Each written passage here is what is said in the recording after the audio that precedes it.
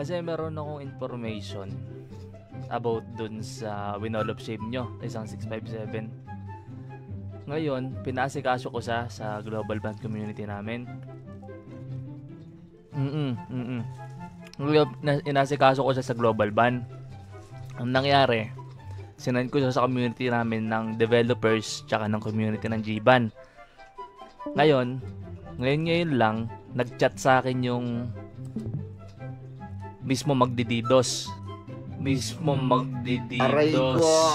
ng mga server. Kasi meron server list eh.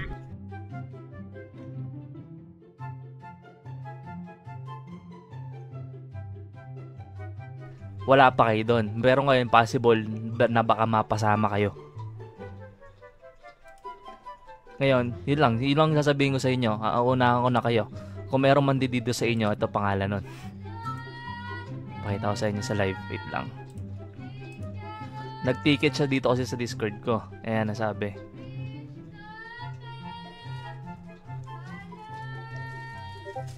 No, ito yung nag-chat sa akin kanina.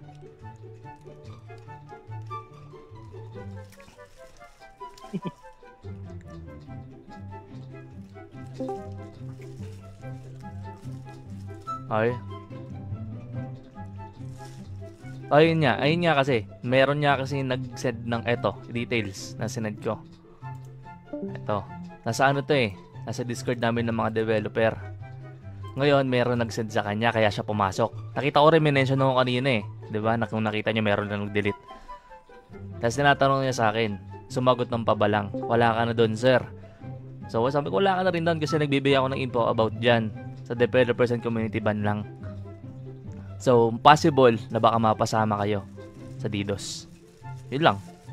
Kaya maging alerto lang din kayo. Kung madidos man ngayon or hindi man ngayon, eto lang yung taon to. Wow naman! Wow! Wow! Ko lang naman kayo. Sige, ang problema.